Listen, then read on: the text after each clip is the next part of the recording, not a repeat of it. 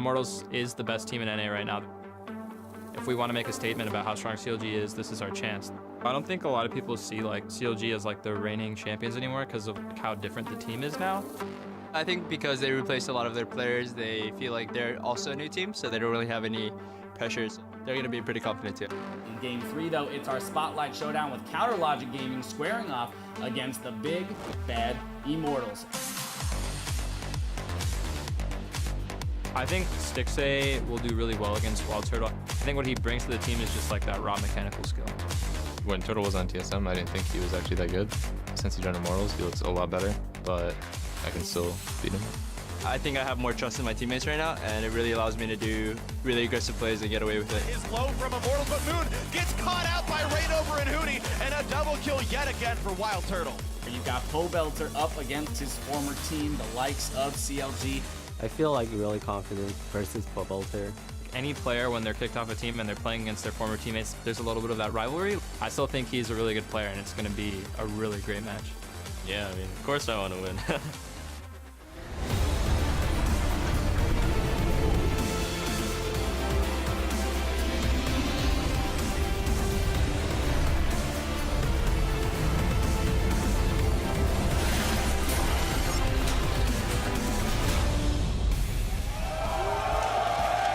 Welcome, ladies and gentlemen, to week 4 of the North American LCS, coming to you live from our studio in Los Angeles, California. The crowd is pumped up to witness another day of games as our teams battle to be the very best, like no one ever was. Earlier, the fans were lined up and cheering on their favorite teams.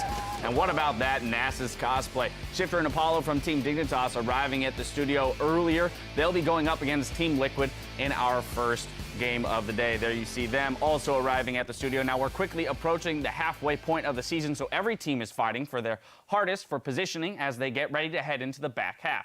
Thanks for joining us. I'm James Dash Patterson along with Joshua Jat Leesman per usual. And I want to extend a special welcome to Cloud9's Michael Bunnyfufu Carrillo, along with a new face to the broadcast, Isaac Azael Cummings Bentley. If Azael looks familiar, it's because he has a storied history as a World of Warcraft pro and commentator. And today he joins us from the Riot Balance team to provide some context on the changes in patch 6.2. So gentlemen, both of you, welcome to the desk. Thanks for having me. Now, fun fact. Bunnyfufu and I went to the same high school. Did you know that? You just told me. Why? I just told you. This really relevant information. I know, right? That's different grades.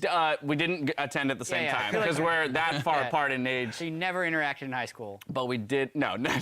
Did you have not like at all. teacher Maybe of it's not in any the same kind? seat. We definitely shared classes Okay. and teachers. Okay, we'll talk about this Yeah. Anyway, regardless, the LCS will be moving on to patch 6.2 this week. So let's look ahead at some of the changes teams will be adapting to in their games. First up on the docket, New Shen. I like Shen, mainly because I played him a lot in the past. I kind of like him in the jungle, but I think we'll see him in the top lane and in the jungle if we see him. I don't know if LCS teams will pick him up immediately, though, because there's a lot of adjusting to him, and he's got a very reactive play style now, where teams want to be a lot more proactive in pro play, at least. Yeah, I think New Shen needs a lot more gold. Titanic Hydra is almost a must-have. He scales a lot harder, but he also requires that extra gold. He's going to be pretty solid in double jungle situations, though, as his clear's a lot better, so it'll be interesting to see if pro players can use that. And like he said, you need extra gold, and as a support, you don't always get extra gold, so might not see as much play as support. There's a goodbye to support Shen, most likely. Yeah, I thought maybe we'd see him as support because on paper it feels like the block zone he puts up for auto attacks would be good, but as Isaac was talking about when he was playtesting a whole bunch, yes, you can block some auto attacks, but you're also useless beside that, so it's still a 1v2 in the bottom lane. When you pull your Q to you're not doing any damage if you're not doing that. So. Yeah. Now, there is a fair learning curve to him, though, now, with having to move that blade through the opposing champion. Jad, I know you spoke about this a little bit when it comes to breaking down Shen in terms of item build and play style. Do you feel like that learning curve might take a little bit longer for him to be able to have a prevalence in pro play and be played at that level? As far as the pros are concerned, I don't think there's going to be much of a learning curve to be like, yo, press your Q before you taunt so that it hits them right as the taunt lands and then get the auto attacks. Maybe there'll be a little bit of a learning curve of playing against and getting the visibility of where the Keyblade is at all times, because that's something that takes a little bit of time with things like Azir soldiers and stuff that is passive on the map, but you'd now have to pay attention to. But I don't think that's a big deal. The thing I liked the most was it always had the global pressure, and like, let's say a top fight starts, you always have to take into account Shen support could show up at any time, so be ready for that. But he still has that aspect, but I feel like a lot of his other shining qualities really got taken away, I would say. Global pressure is still there. We'll see how it works out. We're going to wait and see what the pro players let us know. Next up on the docket, Frost Queen claim nerf to the cooldown that you can use the active, as well as Athene's and Morello's cost reduction. What do we expect to see change in terms of itemization maybe for mid laners? Yeah, I think it'll be pretty interesting to see how the pro players adapt to this. I mean, Frost Queen's claim is such a great scouting tool. There's a lot of safety there. You know, even if you want to move up to ward, you can pop that active before, find out where the other jungler is if they're nearby. But it's 150 cheaper for Morello's, 100 down on Athene's as well. Darkseal is also cheaper, so it'll be interesting to see if there's some different combinations that we are seeing in the mid lane.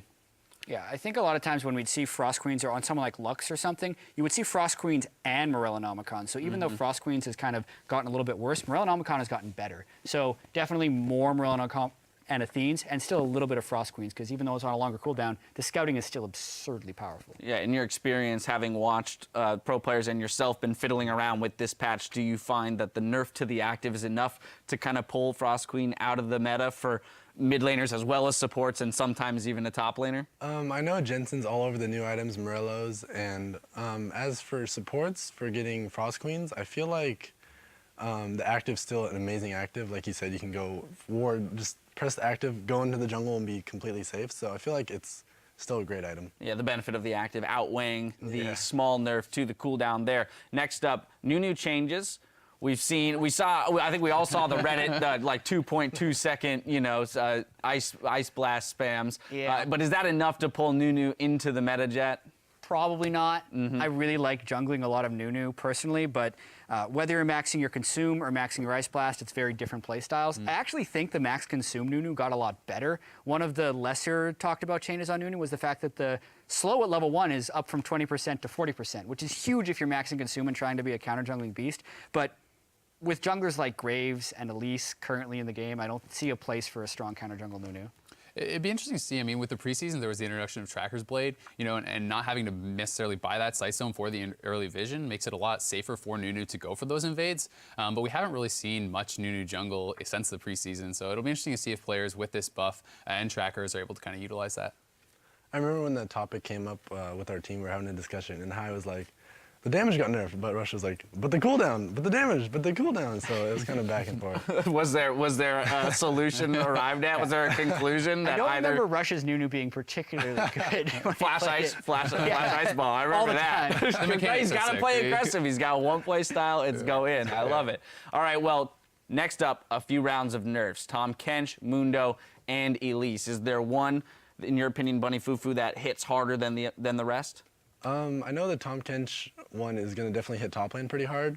As for support, he kind of fell off like right after Worlds, I would say. But honestly, like no other champ does what Tahm does. So in the future, we might see him come back as the meta changes, but that's all I can think of right now. So the relevance of his kit might keep him in the meta. However, it is a significant nerf. I mean, we're looking at, reduction to his just overall bullying in lane on top of his scaling, right? Yeah, I mean, I think a lot of the matchups we've been seeing lately, we've seen a lot of TK versus Fiora, and that's where something where the scaling comes in a lot. Like 2% less HP damage for his ultimate passive. When you get to the late game, it's actually going to matter quite a bit against a champion like Fiora, where Tahm Kench is already kind of struggling.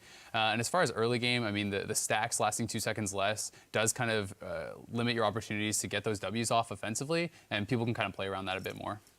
We're already seeing Tahm Kench top lane not being particularly effective in late game team fights, and that's just going to be exacerbated by these nerfs. So if we do see him, it's going to have to be in a composition that really takes advantage of his unique style, maybe even in the things that he's playing against, like a Vi, or if we ever see that, things that he really needs to be able to gobble up to save from projectile damages. Right. Mundo, increased cooldown on his ultimate for the earlier portions of the game might make him a little bit more abusable in lane, but ultimately saving 5 seconds on that cooldown late game is just going to prove all that much more annoying when you're trying to burn through the health of that front line. Looking over at Elise, I think probably the most significant nerfs there being to her movement speed in both forms by 5, so just less mobility around the map might relieve some of that early pressure that we see from Elise jungles. Yeah, I think Elise is definitely like top 3 jungler, I would say, so I mean, if you want to nerf a champion, you might as well hit their move speed. Right. It does feel like one of those things where Elise is always going to be relevant, but hitting that move speed, just kind of a flat nerf to the champion. With these changes in mind, though, let's take a look at the current state of the league. We saw a lot of fast games last week and a lot of inconsistency among specific teams' performances. TSM, kind of want to put the spotlight on them for a moment. They had a very solid win against Cloud9, but then the loss to Energy with that Zillion composition for GBM along with the Poppy from Impact. Yeah, I mean, they've had a lot of up and downs. You know, we know that they have the star power, they have the individual talent to succeed, but they just haven't been able to string together the wins yet. I mean, they've been 1-1 every week. They have moments of brilliance and moments where they kind of look like, they still have some things to work out.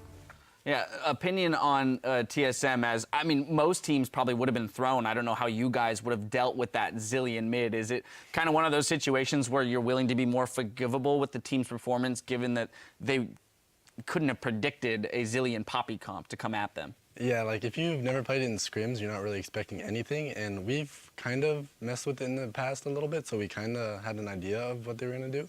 But as for their success, it's probably just the players on TSM taking longer to come together, and for Immortals, their playstyles just fit perfectly, so that's why their success is coming right away. Well, you just mentioned it, Immortals. They are the opposing picture of consistency. 2 sub-20-minute games, and I mean, they just look to be unstoppable at 6-0 currently. Yeah, the speed at which they win some of the time and how cleanly they take care of the bottom tier teams is something we've never really seen before, even in just the short few games.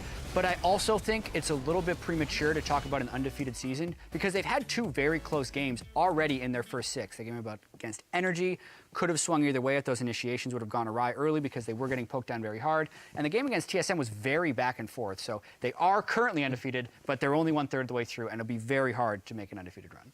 Yeah, and I mean, they are a new team, but Huni and Rainover coming over from having, you know, that undefeated regular season with Fnatic, I think they bring like a very cohesive core to the team, and I think that's something that the rest of the team kind of play around. Like I said, I think the main thing is just their playstyles is like aggressive winning lanes in all 3 lanes. Put that on top of a really good aggressive jungler, it's just going to turn into pre-20-minute games, I guess. Yeah, it always feels good when all 3 of your lanes are winning as a jungler. That you feel empowered to do whatever it is. Yeah, you always look good as a jungler. Yeah, it's like, it's because of me. It's because of me, I promise. Well, with that news, let's see how the teams are faring in the standings. You should know who's in first place by now. It's Immortals with 6 straight wins. Tied for second place, though, we've got Counterlogic Gaming and Energy Esports. In the middle of the pack, there are 4 teams tied for 4th. How convenient. And at the bottom of the ladder, Team Dignitas is sitting 1 win ahead of 9th place Renegades and Echo Fox. Now, Liquid and TSM, or rather, Liquid and Team Dignitas will have first dibs on another win in our first match of the day, followed by Cloud9 versus Renegades. Closing out the day, we have Energy Esports taking on Team Impulse just after TSM versus Echo Fox. And in our third game of the day, former teammates Huhi and Pobelter will face off for our match of the week, Counterlogic Gaming versus Immortals. And this is where I come back to you and your point about the undefeated season, Jad. If we were to look at teams that have the capability of taking down Immortals at this stage of the season, CLG would be one of the ones we'd look to. Totally. Last week, Immortals had a fairly easy run playing against Renegades and Echo Fox. This week, they're going to be tested, obviously, with CLG and Liquid. So the grudge match makes it even more interesting. They're trying to stay undefeated. Huni and Rainover trying to keep their undefeated streak in regular season games alive. And I want to see Huhi versus Pobelter because that is the guy. Huhi's the whole reason Pobelter's even on Immortals instead of CLG. Yeah, Bunny, how does CLG, what is their biggest advantage in this game to come away with a victory against Immortals? They're probably going to take the energy strat versus TSM, which would be hit him with the surprise. Because I think the biggest thing is, like people said in the past, the hardest thing to do is stay on top because everyone's nitpicking at your strategies and looking at you the most. So for them, it's just going to be, I think they'll dominate for a few more weeks, but maybe it'll change down the line. All eyes on Immortals. We'll see. Teams are planning and scheming to take them down. CLG might be the first to do it. Changing gears for just a minute, we're excited to announce the venue for our upcoming 2016 Spring Finals.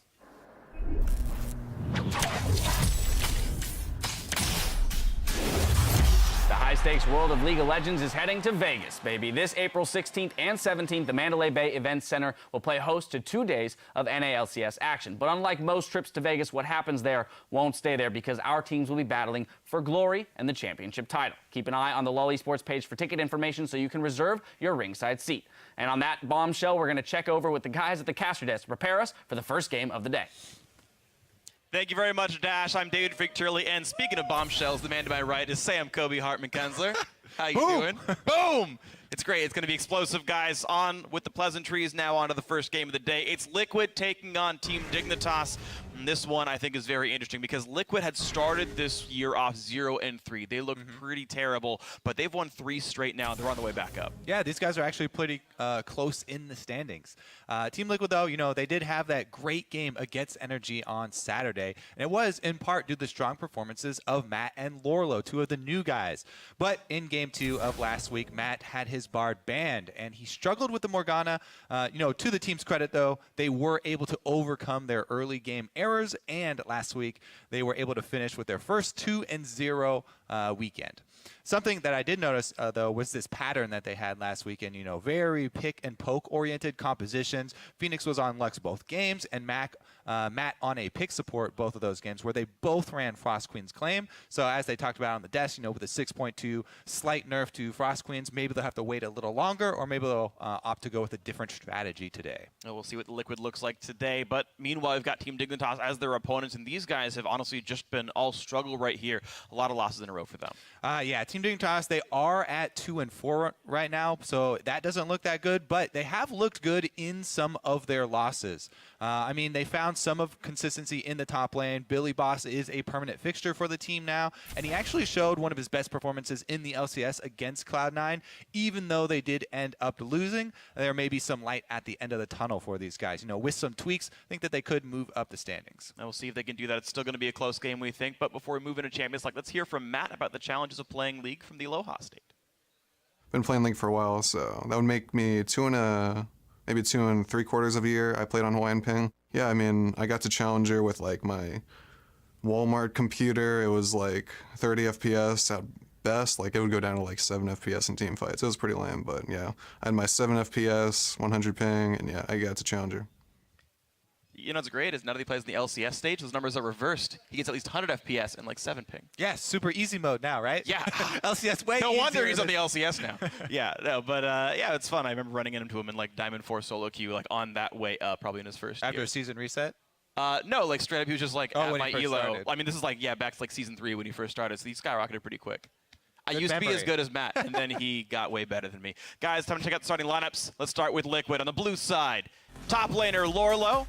Reigning MVP in the jungle, Dardoch from last week. Phoenix the mid lane. Piglet, AD carry. Matt on support, formerly from Hawaii. Yes, sir. And on the red side is Team Dignitas. Up top is Billy Boss. In the jungle, Kire. Mid shifter, AD carry Apollo. Support Kiwi Kid. And up on stage with them, Coach Inner Flame. All right, so we do have all 10 players in the game, as the analyst desk said just a little bit ago. We are in patch 6.2 for this one, so this is the patch that all you guys are playing on live. Graves is still insane. Kindred is back in the mix. Shen is turned on as well, so this will change. Or, you know, maybe someone's going to stay the same with like Graves. Pick and ban trends will be I somewhat think shaky. the biggest change is just going to be that Kindred is enabled now. You know, the nerfs and buffs are kind of slight this patch.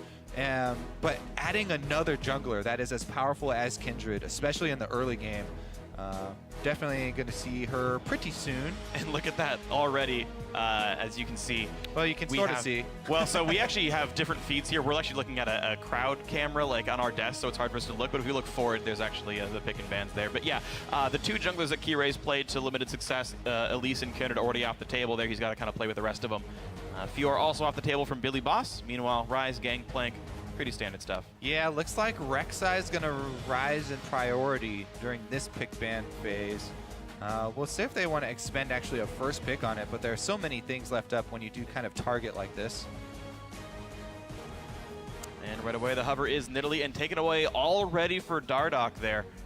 This was something that he was so very good at back in the challenger scene. And he's already got himself Nidalee. And this is going to be a very strong champion with already so many bans, but it does leave Graves open. The fact that Graves and Poppy still not being looked at surprises me really greatly. Yeah, and they actually don't even lock it in on the side of Dignitas on their first round either here, opting to get Kiwi Kid, his famed Alistar, and the Lulu, which could either go to either solo lane, but I feel like it's going to go to Shifter this time around. I'm honestly just incredibly surprised by the lack of seeing Graves right now in Champions Select. He's been such a high priority pick for so long, but Right now, no one seems to care so far. Caitlyn picked up once again for Piglet. We've seen some good Caitlyn performances throughout the week, most notably Reckless. Yeah. Crushing on it. And it also is following in that same pattern that I was looking at from last week, where Team Liquid are going pretty long range here. They have definitely the possibility of going with poke again. And they can easily pick up a mid laner and support to complement that. Still build 2 Frost Queens and go for pick as well. Meanwhile, Dignitas, when you're looking at that, you always want some hard engage. They already have the Alistar, and here comes the Graves you're looking for. And here comes the Marksman right now. So, yeah, how about a big front line speeding into a cow? Maybe right into the kisser. Riv could be a shell shock for this one, but then Graves and Lucian for the damage from the back line. And now a flex pick for top and mid is left for them as they can look around at their composition. Don't worry. Hey, they haven't locked it in. Everybody's going that crazy. hovers in every single game. Yeah, exactly. I'm pretty sure he's playing Caitlyn already. Can I pick this? But meanwhile, on Team Dignitas, things they've actually locked in. Lucian plus Lulu has had so much success. Not even just this season, but going back last season as well. So Graves for the early game. Lucian buffed up by Lulu here. Even provides a decent late game. It is going to put a lot of pressure on Kiwi Kid to land some combos because he is the real playmaker. Everybody else is kind of follow-up damage. Yeah. And if they want to make a move on this Team Liquid lineup, it's going to have to come really from Kiwi Kid, it looks like. You contrast that to the Liquid lineup, though, and they've got multiple playmakers here. They've got that Bard back on the roster here for Matt, but also this Lysandra that's going to go to what looks like Phoenix in the mid lane, so multiple ways to go in. And now it's Nidalee, and Caitlyn is the long-range damage, and then other people are the ones going in. Yeah, interesting here. They actually moved Phoenix over to Initiation Champion. We'll see if he can pull that off. As you said, he can combo with Lorlo pretty easily, but Matt is going to get his Bard, and that has been huge for Team Liquid. Matt has had very, very strong Bard games, especially in comparison to the other supports that he has played.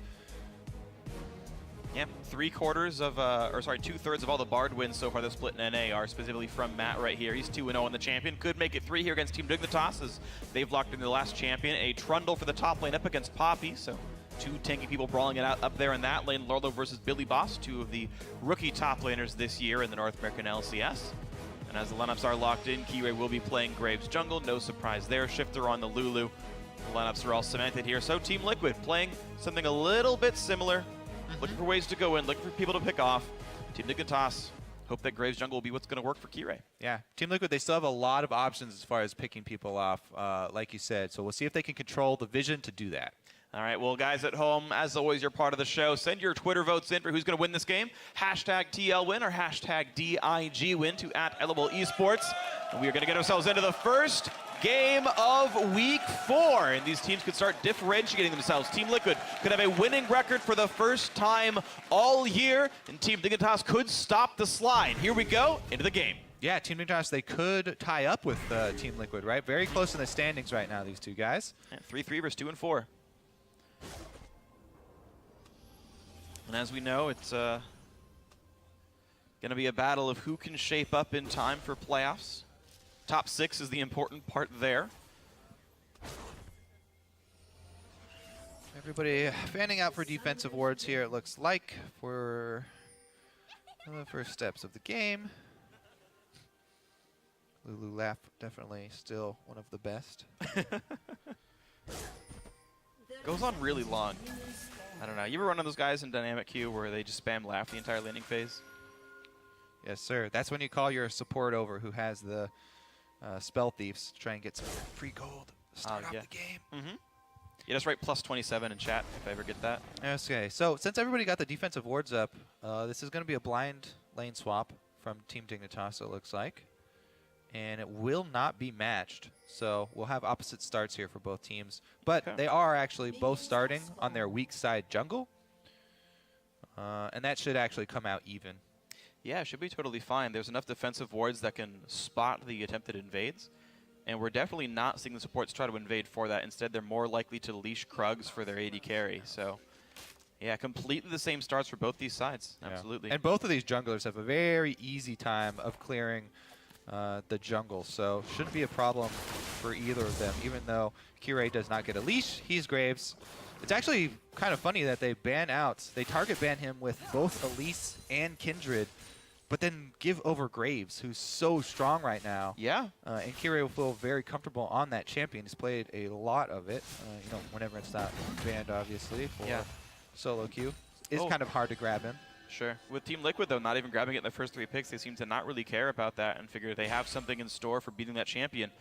We saw both top laners walk into the lane to try to grab some XP before being pushed out by the enemy duo lane, so the mirror actually continues here. Both these teams really playing the same League of Legends at the beginning of this game. Yeah. Lorlo not able to get that minion, is a little bit, tiny bit behind Billy Boss, who was able to grab 3, but Lorlo's going to come grab some small wolf experience and gold.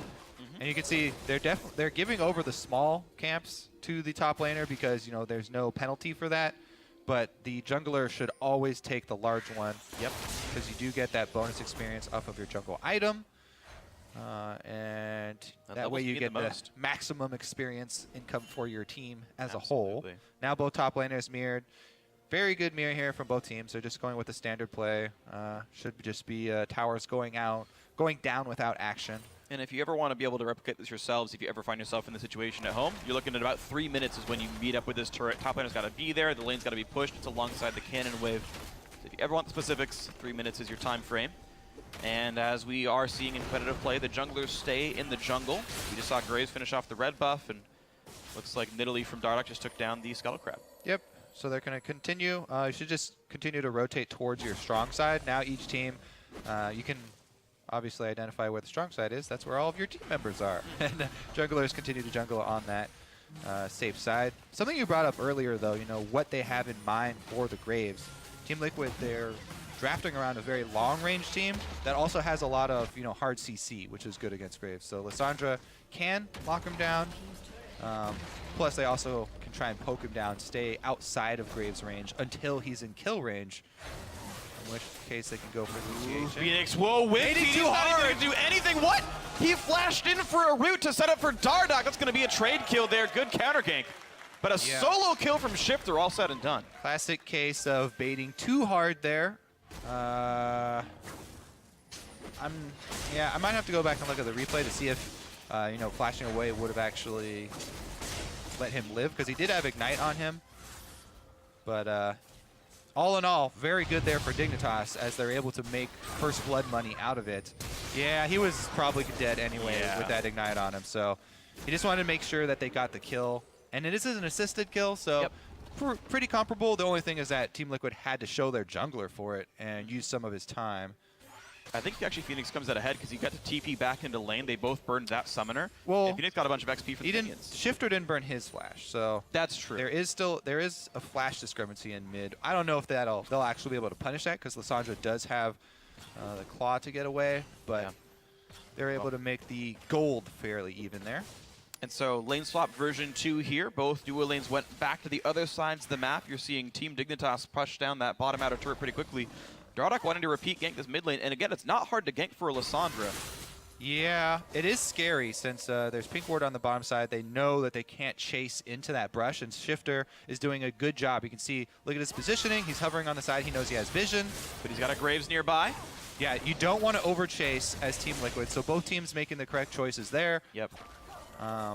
Yeah, you definitely don't want to overchase into the side of the map that Dignitas have all of their team members on. And both mid laners playing this well, actually. I mean, it took a long time. Their wards. Yeah, even with standard lane swaps, it took so long for us to see mid laners actually hover the right side of the map. Yeah. And so many times you could get those sneaky kills early on in the game, but not this time around, and it remains fairly close. Decent lead for Team Liquid, but Shifter's going to grab some money at his tower here to catch right back up. Missed one caster. It's fine. He's -3 CS, and it's actually a recall now from Phoenix that he can match the minion kills with, so he should be okay. Matt spots a aggressive pink ward in his jungle and says, "Don't you dare give vision." Smacks it down.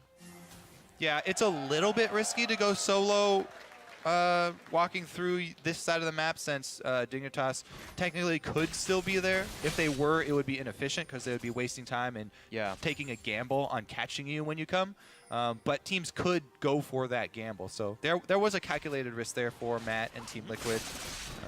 they don't pay for it because both teams are just going with standard swap right back, have their duo lanes, shove up the waves. Piglet's actually getting the jump here on this shove, and Dignitas are answering, bringing their duo back down to catch this at the secondary turret. So they're going to go for the defense. In order to do that, they might need to call their jungler over here and have Graves to help out with some wave clear, because Caitlyn, she's, even though it's really early in the game, still has the range advantage, still can poke you really well at the turret. And Bard can actually add a decent amount of damage. Matt does go Thunderlords. I didn't check this game, but I'm 90% sure safely he assume he went with for the it. same. Yeah. Also, Team Dignitas on the correct side of the jungle to grab a blue buff on the spawn. So at 7 minutes, they had all already shown up here. And look at that. Everyone able to knock this one down pretty quickly. Headshot saved. Dardoch will spine take away the blue. And a dissimilar situation for Team Dignitas. They don't have any pressure on the top side there. So Team Liquid getting the better of this. And a dragon on the backside, too. Yeah, one step early here for Team Liquid on the lane swap, getting the Caitlyn shove down bottom. And it earns them the dragon with very little given up to try and grab that. So even though the buff isn't extremely powerful, especially early game, it's actually Lorlo getting collapsed on here. This may be what they give up for it. He's spotted, gets a charge into Kirei, who now can't use quick draw until that time's out. Might have to burn flash if Shifter would make his way all the way down there, but even so, doesn't even have to burn flash. They don't give up really anything for the dragon, and Kirei actually didn't even get much of a farm advantage since he went for that gank. So Dardoch not even behind. He's actually still a bit ahead in CS on Nidalee. Yeah. And can continue to power farm here. But they are going to have to pay for a top lane freeze right now. There's a huge minion wave up there that Billy Boss has just freedom to freeze. 19 to 32 CS right now. That will balloon. But they're going to make a play on the other side because of that freeze. Lorlo is here behind the team. Apollo and Kiwi Kid now getting attacked by Dardoch and Co. A good flash, but he's still inside the steadfast presence. Now he can dash away. They get a lot of damage away from this Nidalee, but they've stayed alive for now. They dodge the stun from Matt, and now Shifter is here. But somehow the snipe comes through and picks up a kill. Magical Journey away. They stun up Shifter. Wow, 2 kills for Team Liquid. Make that 3. 2 javelins for Dardoch. Holy, Dardoch, the sniper here on Nidalee, grabs 2 kills with the long-range spears. I was going to say, oh, Lorlo didn't want to flash for that to commit for the kill on Apollo, but he cleaned it up anyway. And the collapse there from Phoenix from mid lane first means they just completely roll over this early game. Team Liquid jump out to a huge lead after that play. And that seems so strange. Team Dignitas did not even call for the teleport from Billy Boss despite being their own lane. There are minions and turrets to TP to, and he never shows. Yeah, so this is always, you know, the cost that you're going to see if there is a freeze. You have to worry about a play on the other side of the map. And this pink ward here in the brush that Dignitas did not check is what Lorlo used to get in. There's the spear. Apollo cannot dodge it. Yeah, Matt even able to get himself out. And Phoenix comes over. And look at this, Dignitas are running in, trying to fight. That's even the reason these last 2 champions died. Yeah, they got without pushed. ever calling Billy Boss in. Well, it was worth 25 CS. Billy Boss is winning his lane. Well, I don't know. With Apollo going down so quickly, I don't know if, you know, how early they could have called for that. I guess as soon as they saw it, they could have called it for it and maybe been able to save his life with some pillars, well-placed pillars maybe. Yeah.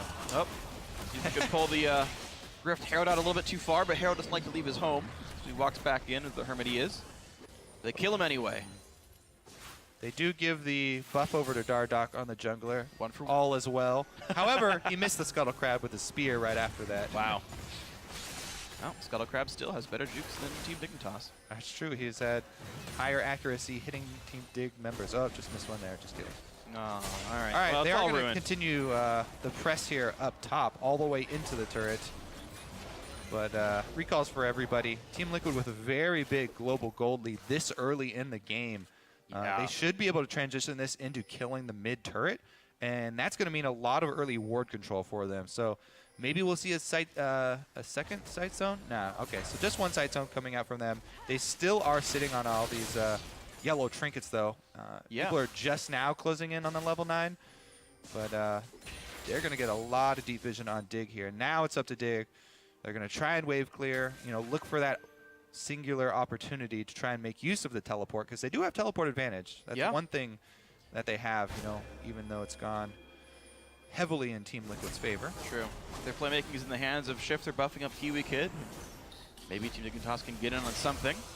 Dragon 2 minutes away from spawning right now. 13:49 will be the timer. As wards go down, and Team Liquid looking to defend top lane as there is a big wave here and 3 members of Team Dignitas. Make that soon 4 as they've also brought Lulu over. And as you mentioned, TP is available.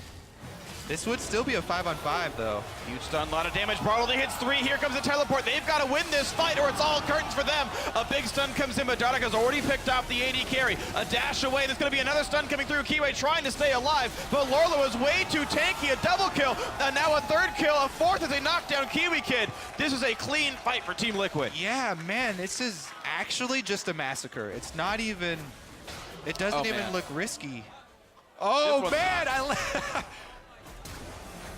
I actually like the taunt there from Dardak, rolling over on Nidalee mid-chase. But yeah, and that just kind of speaks to, it doesn't even feel risky. It doesn't even feel like this is a tough game there. You know, using the teleport, what you want to use is try and get a numbers advantage. That was teleporting into a 5-on-5, so you don't even really gain anything with that teleport. And Dignitas try and fight that, but man, that was such a clean fight there from Team Liquid. It looks so relaxed. Absolutely. Matt was able to delay the engage there by a well-placed Bard ultimate, and Lorlo didn't have to do any unnecessary tanking. He was going to have to take maybe 2 seconds of DPS from 3 members to tank for the rest of Team Liquid to get there, but because of the invulnerability from the Tempered Fate here from Matt, he ends up full life when he comes out. So right now they just want to buy a little bit of time. Lorlo uses his ultimate to buy time. They're able to chain right off of the Poppy ultimate there as well. And then even though Matt misses the binding right there, a little bit off kilter, man, with Phoenix coming in the AoE, then the magical journey to follow it up. Yeah. Yeah, Team Liquid firing on all cylinders, really. Even the prep for that fight was so good. You mentioned the TP advantage. No one was bot lane. Exactly. All of Team Liquid were like, oh, Eternal's bot. We've seen this play before. They're going to push top, and everyone was there. Yeah, it wasn't even really an advantage. Good tiny sidestep right there, but that is not going to save your life. And Team Liquid are getting better and better every week. Every game, really. Well, except for last week when they had started out with a great game and then it's okay. And then struggled a little bit. But man, yeah, this is going to continue their streak, it looks like. Yeah. 0-3, maybe 4 in a row here. I mean, this is a huge lead. 9 kills to 1, 6,000 gold up at 14 minutes. That's a pretty good one here.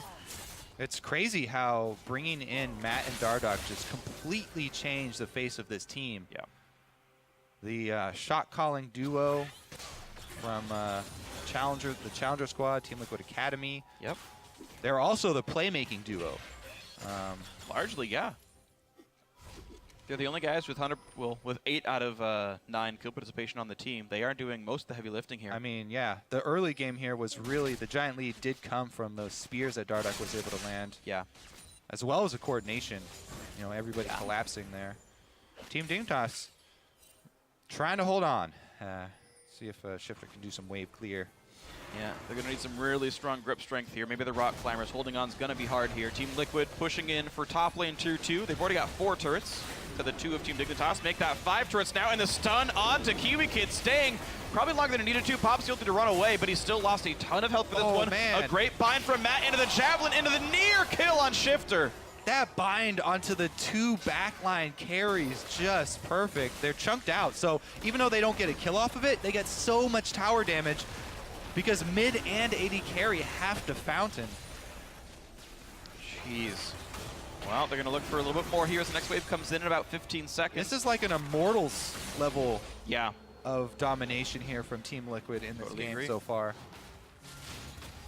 And look at that, measured advantages. They say, you know what, we've cleared the wave, they've all healed back up. We don't need to keep playing the Siege game. There's more that we could do for this game. And I actually like their focus on Rift Herald. This is something I take a lot in solo queue, and I think more people should try and take it in solo queue. Something people don't value is it actually does give global gold. It's only 50 per champion, but still, that's 250 gold for your team, you know, plus this buff, which is actually quite strong for the individual member you can put it on. If you can put it on an assassin, you know, make some plays there, or the jungler to just increase his gold income by increasing the clear speed. Yeah.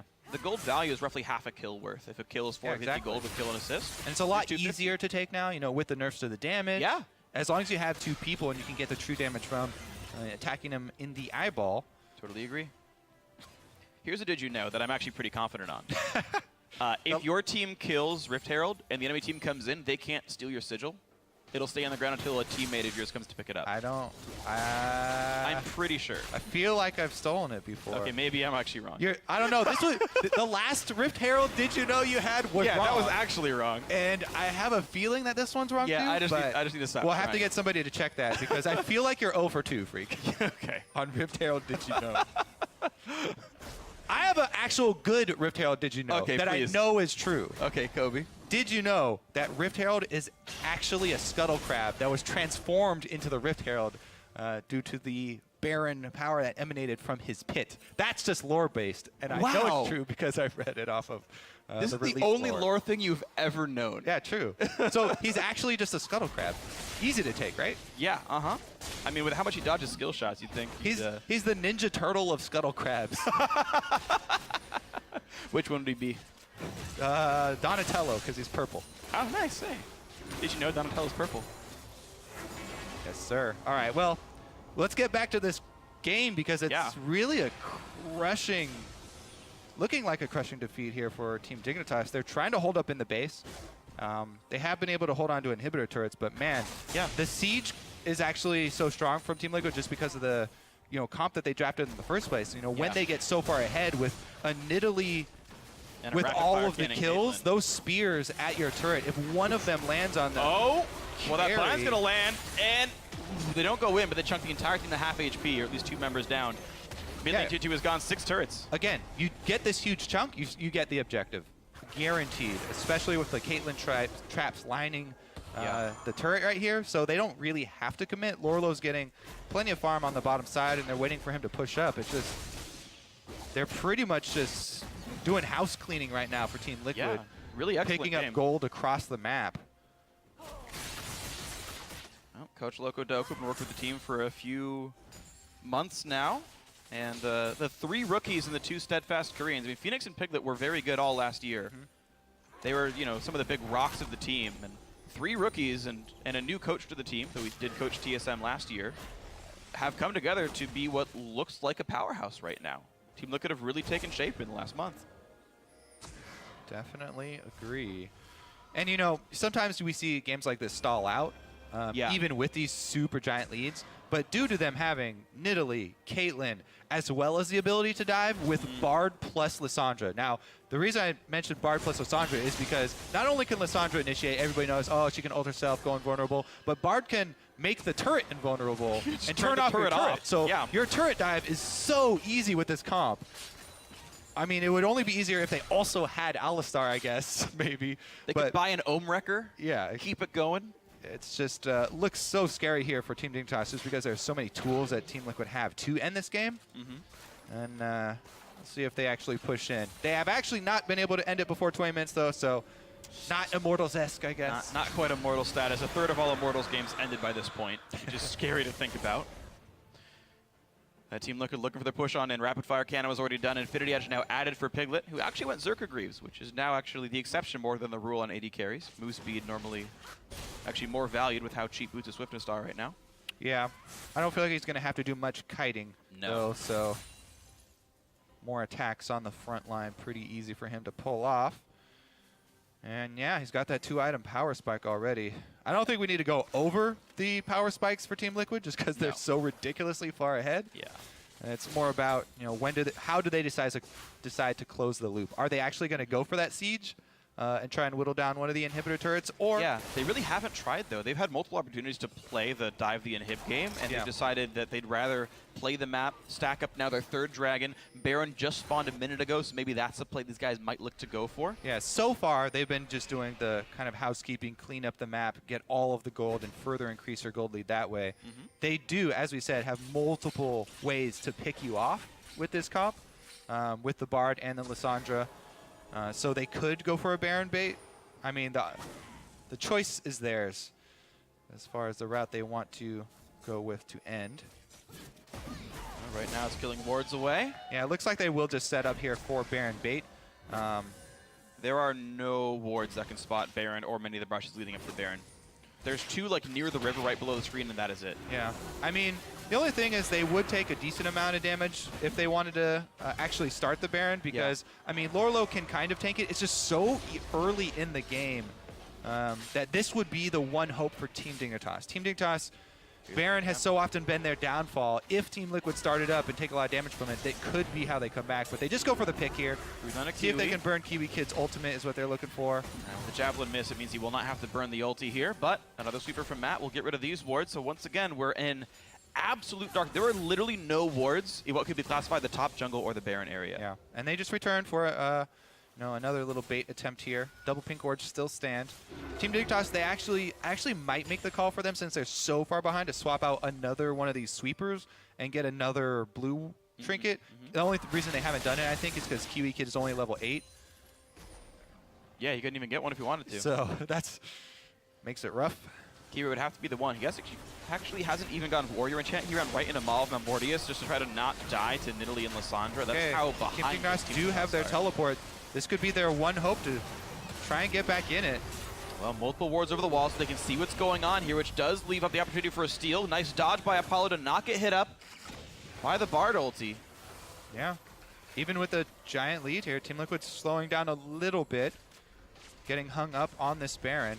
I really do think that they could make progress if they sieged up. I agree. They have so many siege tools. Yeah, I think you're right. Baron bait, while they do, have these pick options, it's still a little risky there, as you can see, because even if the chance is small, if you mess that play up, that's how a team will get right back in this game. That's how Team Dignitas will come back, get a couple kills, maybe even steal the Baron and be right back in it.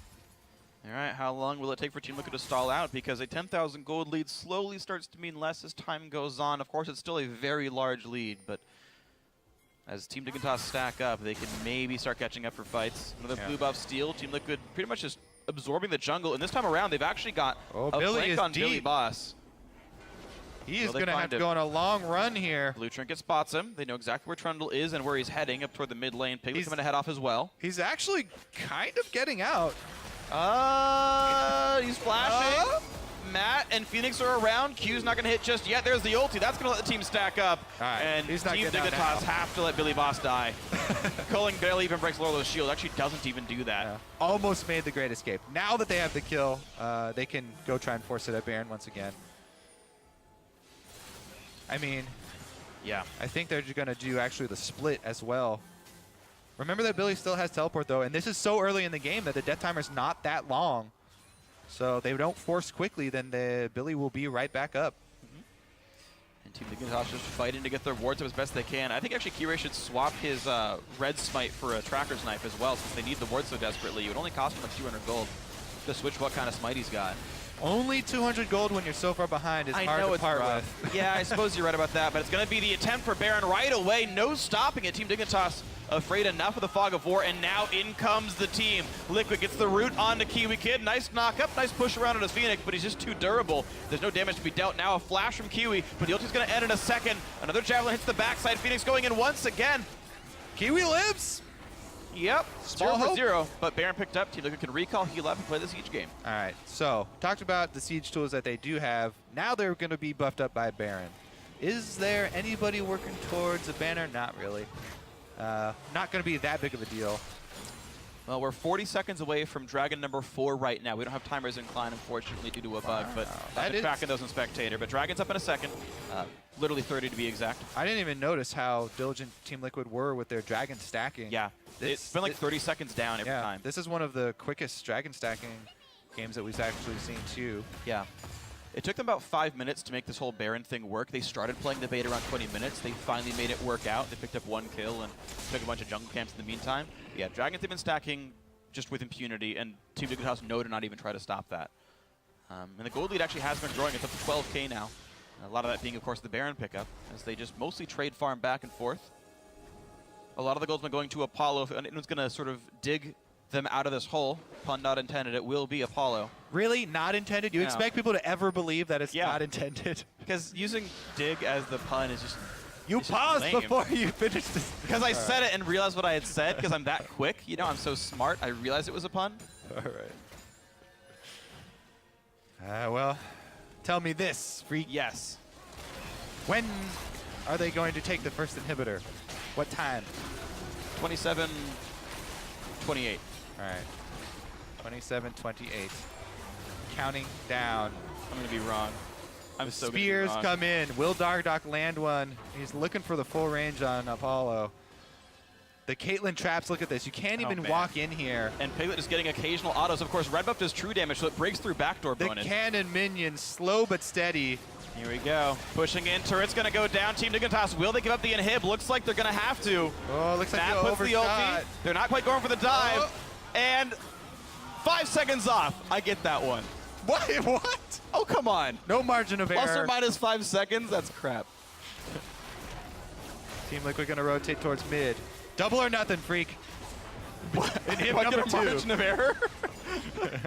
Fine, 28-12. All right, here the Baron buff is actually should last this whole siege as well for them. It's about to run out, but they can take it down so quickly. All right, Colin comes across. We'll get a couple of minions down. I take back the bet because Kiwi Kid goes in and tanks up as much damage as he can. But there's the dive in towards Shifter. Got him down the half. Phoenix taking up, pops the Zonias. Kiwi Kid ulti is gone. It's a split fight here, and Apollo has already picked up 1 kill. 28 minutes in, Piglet getting some damage. Billy Boss knocked around as well, trying to tank up against Lorlo, who's in a bit of a 1v2. The team coming around. Javelin won't quite land out of a champion, but they are chasing Team Dignitas out of the base. The push in, Billy Boss will go down, and Kiwi Kid forced to run. Lorlo's still going for this kill. The rest of the team, though, is inside the mid lane. There's the stun. There's the pickup. Kiwi Kid is gone. Dardock is godlike. He's got him. Just checking all the corpses. 28-24 was the inhibitor going down. I was off by 12, sadly, but it's still Team Liquid absolutely crushing it. Double inhib down before 30 minutes. 7-0-4 for Dardock on Needle. They first picked the champion for him. You can see why. And 12 out of 13 kill participation for Matt on this Bard. He will be 3-0 on this champion at the end of the day, it looks like. Yeah, it was Start talking about target bans. 2 main plays really that dictated the entire game. First, right out of the lane swap, that bottom lane collapse from Team Liquid got them such a big mid-game lead. And easily able to transition that. All right, so traps all set up, makes it hard for Kiwi Kid to make his play. That's what Team Dignitas were looking for. As you said, you know, it all relies on Kiwi Kid making some miraculous play, but they're so far behind. They can just run straight past the turret. And we know how this chase ends. Orlo gonna keep it up here. He goes for the flash charge into this wall, but a little bit short, doesn't even matter. Gets the ice port and slow, it's good enough. Easily able to chase him down. Another BF sword and a static shiv added for Piglet, so he's really just gonna stack the Energize, which is actually quite nice. It gives him Yeah, bit of you don't get it on the same attack anymore, but you do get it on your second one, so you can still make use of them both. push back and around. Looks like Billy Boss is around on the wings, taking plenty of damage right here. Dardock's got to pop the zone to stay alive, but they've already picked off Kiwi Kid. He goes down without even ulting, and now to the back line they go. Plenty of damage dealt off. Shifter and Kira going to be so easily picked off now as well. There's the leap, there's the kill. Dardock wants Billy Boss. Wow, just crushes everybody. Oh my, Dardock gonna get another He's gonna one. make it 3, 18-1. It only took 30 minutes. Who's got Dardock in fantasy? 10-0-6 Nidalee. Wow. Team Dignitas only got 2 turrets thanks to a lane swap and 1 kill from Shifter's first blood. That was it. No assists on the team, no dragons, no barons, no chance. Team Liquid crushed it. Very convincing win there from Team Liquid. Strong early game. And yeah, Matt able to add another Bard win to his resume. Very impressive stuff here. Team Liquid up to 4-3. Depending on how the day shapes up, they could actually end up, I believe, in a tie for second. There's a bunch of 4-2 teams that I think can all lose. I haven't looked at the schedule that closely, but certainly these guys are now within knocking distance of a podium position in the regular season. Yep. Team Liquid had ended last split, I believe, as the first place team in regular, and then didn't do quite as well as they hoped in the playoffs. Yeah, with so many teams, you know, having these huge off-season changes and still roster shuffling as we work in towards the first couple of weeks of the season, they're definitely climbing out and separating themselves from the pack ever since they've settled on Matt and Dardock, as well as Lorlo being locked in. Well, there's going to be a fun test for them tomorrow. They face Immortals. And they've had a string of playing lower tier teams, right? Echo Fox, Impulse, Dignitas, right? Not the most difficult of opponents. They did knock down Energy, which is pretty impressive. So then if they also knock down Immortals tomorrow, it's like, well, in week 3 they beat Energy, in week 4 they beat Immortals. Okay, top team. That's the thing. Everybody right now is looking to prove themselves against Immortals because obviously they're 6-0. They're sitting at the top. Everybody wants a shot at them. Yeah. CLG get their shot today, a little bit later, and Team Liquid are going to get their shot tomorrow. And that's going to be so much fun to watch. I mean, this is what it's now come down to, is as the teams finally have shaped up, at least for most of these teams. Even Impulse now have their full roster together for today. That'll be nice. Now they get to say, okay, now who's the real good ones? As Immortals started out strong, who else can challenge now that these teams are warmed up, now that the roster's ready to go? We'll see a lot of them do battle in the near future. That'll be a whole bunch of fun. But for now, going to send it on to Riv, who's standing by with that Team Liquid Poppy player. Thank you very much, gentlemen. I am joined by Lorlo of Liquid after the win over Team Dignitas in a very, very clean win. I actually want to ask, was this kind of a plan that was executed by Liquid, or did you just guys come in, go with the flow, and got the win? Overall, we just mainly worked on our macro play this week, so we just focused on that in general, and then it just escalated and went really well in today's game. It went very, very well. I got to ask you, you guys seem so confident up here. Piglet and Phoenix, they've had some time already in a season. What has it been like for you to get accustomed with Dardoch and Matt here on the stage? What's that been like? The first few weeks for me was a bit shaky, but after the weeks went on, I started getting accustomed to stage really well, so it's been really good. Has it been easy? Can you kind of rely on Piglet and Phoenix and the rest of the guys whenever there's kind of nerves and jitters? Yeah, for sure. They're definitely probably one of the best carries in the region, so it's really relevant. Awesome. Looking at tomorrow's game, it's kind of a dominant team you're going to be playing. Immortals, undefeated. How is Liquid feeling about this matchup, Lorlo? I'm pretty excited to verse them. Hopefully we can take the first game, end their win streak. But yeah, I'm just looking for a good game. I'm really excited to verse Suni tomorrow too. It's gonna be fun. All right, man. This has got to feel good on the win. Hopefully you guys can carry that to tomorrow. And right now we're going to throw it to the analyst desk to break down that game. Thank you, Riv. I'd like to take a moment to welcome Zyrene to the desk, just in time to help us break down that win by Team Liquid. And, I mean, they're looking to be the hottest team behind Immortals, winning their last 4 games now. I mean, this team completely turned around. Where I want to start with this game has to be in Champion Select. We saw very targeted bans over at Kirei in that Elise and Kindred, and then early prioritization on that Nidalee for Dardoch. It seems strange because Dardoch had been so good on Graves, even in Challenger to now, that if Graves is up, you think he's going to first pick it. But apparently, you also have to be really, really scared of his Nidalee because that was the most devastating Nidalee performance we have seen yet this year in North America. Yeah, I think that Dardoch is a player that plays so many different champions really well. I was talking with him, and he's like, I'm the Rengar one-trick who learned other champions. So he has this great mechanical skill that he can bring to these roles, and I think that the acquisition of him and Matt has really changed the entire face of this team.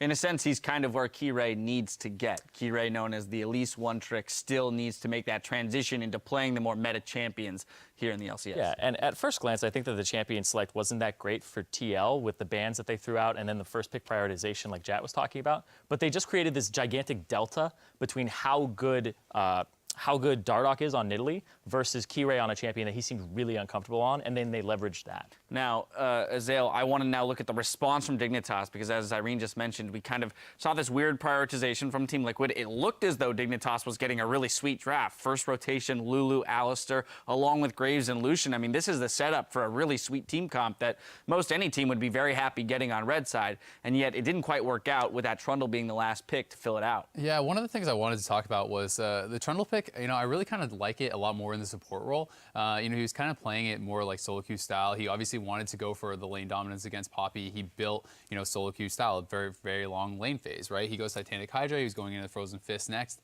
And the fact of the matter is, it's like they never got the chance to actually have that 1v1 type thing. And it's like the Poppy was much more low eco, but he was able to get tank items, group, and have all his effectiveness. And this is why I think that Trundle support is fantastic, because if you have that as a Trundle support instead of the Alistar, you can actually have the shred from the ultimate on the Poppy. You can have the max CDR pillar and like get a lot of the utility that Trundle's actually adding from the top lane, and then have perhaps a different top laner who's going to be able to have more impact earlier in the game. And unless you're playing around your top laner, I agree with that sentiment, because we talk about the team composition, and in theory, if Team Dignitas could have made it to the late game, it would have been great to have an Alistair and a tanky Trundle there to block Nidalee spears and then just blow her up every time she tries to jump in. But they got completely slaughtered in the early game. Yeah, and you would have had plenty of safety for your double AD carry as well to provide that damage in the late game. But as you mentioned, Team Liquid didn't let them get there to the late game. Only 8:30 into the game, we saw a triple kill, 2 of those kills going over to Dardoch in the bot lane, set up by a pretty sweet TP from Lorlo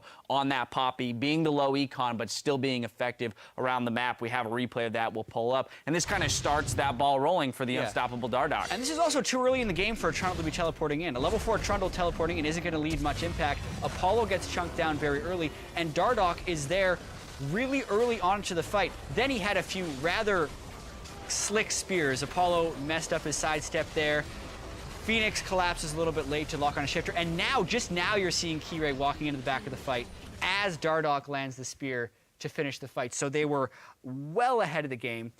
Lorlo said they worked on their macro play throughout the week. Well, that's good work. Because they were way ahead of Dignitas. And a big transition I'm seeing from Liquid here is Lorlo in the top lane. Like, he was a very high econ top lane player, right? Yeah. He's a Riven player in solo queue, and he seemed really uncomfortable when they had him on Gnar and Shen near the start of the season. But when they picked up Dardoch, it seems like he has a guy that he feels really comfortable giving gold to. So he's okay with being a low econ top laner now, and I think that transition for him is really great to see, and I think that this is going to be a great kind of like bromance, like that top lane jungle, right? The 2 new guys. Yeah, the 2 new guys. I would also say I think Poppy is going to fit someone's playstyle who likes to play Riven and, you know, these kind of aggressive champions, because even if you are low econ, you can actually go super aggressive. You know, we saw in that TP play, he comes in, you can get flash body slams against the wall. You can do a lot of aggressive, like kind of fancy type plays that you wouldn't necessarily be able to do on some of these other champions, which are more tank, because Poppy can be low econ, build tank, and still have huge damage impact. Yeah, it felt like he very much enabled the rest of the team in that low econ style, being able to provide the TP and the utility of the wall stuns to pick up those kills early, let people like Dardoch and Piglet then rack up the kills. Piglet and Caitlyn, something we haven't touched on too much, but you know, we've seen now a couple instances of where Caitlyn, especially in teams that get ahead, her sieging potential and the safety that she then allows you to push to close out the game has been pretty astronomical. And I think probably a large contributor to the fact that games can end as early as they do if you do secure that early lead. Piglet is now 11, 1, and 27 on this 3 Caitlyn games, if I'm doing my math properly. He's playing very safe, continuing to dominate the lane phase, and things are looking way up for Team Liquid, which is crazy after their 0-3 start and then being down 11 kills to 0 against Echo Fox's sub squad. Right. I'd also say even in the games where TL as a team didn't look so good, Piglet was actually looking great. And I mean, you know, you're talking about like how much he's contributing. He doesn't actually have a ton of kills in these games, but he's putting out high amounts of damage. He's playing very safe. And even though he may have more assists than kills and stuff, it's like it doesn't really matter. He's taking out turrets, he's rotating well, and he's team fighting extremely well. So Piglet has been like, you know, a really big linchpin for TL for me this season. And he's not tilting. And he's not tilting. Staying relevant, doing what he needs to do. Team Liquid 4-0 after their 0-3 start, doing quite well. Stick around for our next game as Cloud9 tries to take a slice of second place against Renegades. Don't go anywhere. We'll be right back.